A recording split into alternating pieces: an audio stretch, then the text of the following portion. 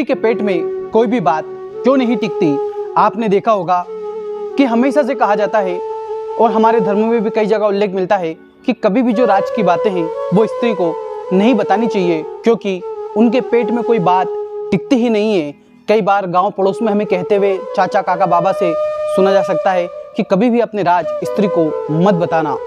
इसके पीछे क्या है कहानी और इसके पीछे क्या सत्यता है और इसके पीछे क्या श्राप है, आइए आज के इस वीडियो के माध्यम से मैं आपको बताने जा रहा हूँ। प्रिय दर्शक बंधुओं, आपने महाभारत तो कहीं ना कहीं सुनी होगी और देखी भी होगी।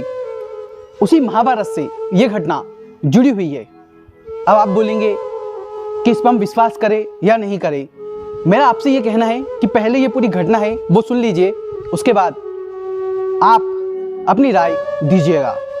तो भैया बात कुछ ऐसी है कि महाभारत में एक धड़ा था पांडव, एक था कौरव। जब महाभारत का युद्ध हुआ और घमासान युद्ध हुआ, उसमें कई हजार अन्यत्र लाखों लोग मारे गए।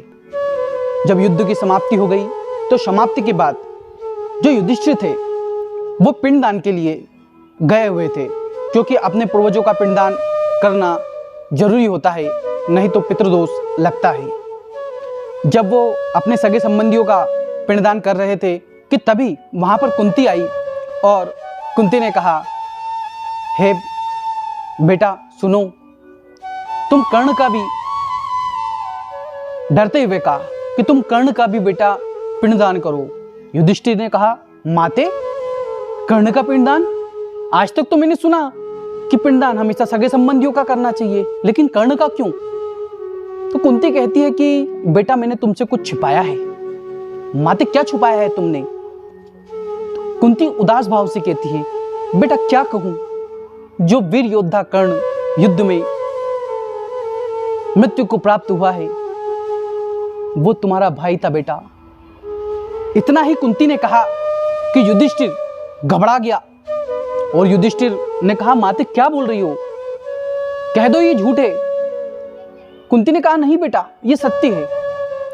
युधिष्ठिर ने कहा कि माते यदि ऐसा कुछ था, कर्ण मेरा सगा भाई था, तो माते युद्ध करने की जरूरत क्या थी?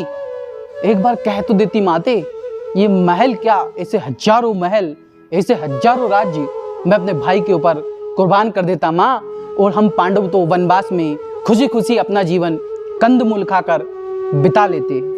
लेकिन माते बहुत दिल दुखाया है मेरा इस बात ने। एक ऐसा भाई, ऐसा योद्धा भाई हमने खो दिया जो धर्म की राह पे हमसे भी आगे था।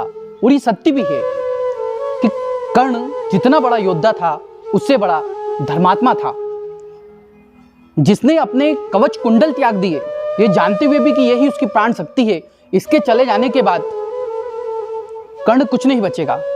जिसने सब कुछ जानते हुए, क्योंकि कुंती कर्ण को पहले बता चुकी थी कि तू मेरा पुत्र है, पांडव तेरे भाई हैं, उसके बावजूद भी उसने दुर्योधन के साथ मैत्री निभाई और मित्रता धर्म का पालन करते हुए अपने प्राण त्याग दिए कौरवों की तरफ से लड़ते लड़ते। युधिष्ठिर महाराज को बहुत इससे पीड़ा पहुंची और उन्होंने कहा कि लगती तो तुम माते हो मेरी, लेकिन आज तुम्हारे कारण मां मैं इस पूरी स्त्री जाति को एक श्राप देता हूं कि कभी भी स्त्री के पेट में बात नहीं रुकेगी। उसे कुछ भी पता होगा, भली कभी भी वो किसी ना किसी को जरूर वो बात कहेगी, चाहे वो पड़ोस में कहे, चाहे वो पति को कहे, चाहे वो किसी और को कहे। तो साथ ही ये जो घटना है पूरी कि स्त्रियों के पेट में बात क्यों नहीं रुकती, ये वहीं से चली आ रही है। और इसके पीछे जो श्राप था स्त्री जाति को, वो युधिष्ठिर का श्राप था। तो ये थी पूरी घटना। अब आपकी क्या राय है, आप इसके ऊपर कमेंट बॉक्स में लिखना ना भूलें। आशा करता हूँ यह वीडियो आपको पसंद आया होगा। यदि यह वीडियो आपको अच्छा लगा तो हमारे चैनल को सब्सक्राइब करना और कमेंट बॉक्स में जय श्री राम लिखना ना भूलें। मिलता हूँ किसी नई कहानी में, जब तक के लिए राधे राधे, जय श्री महाकाल।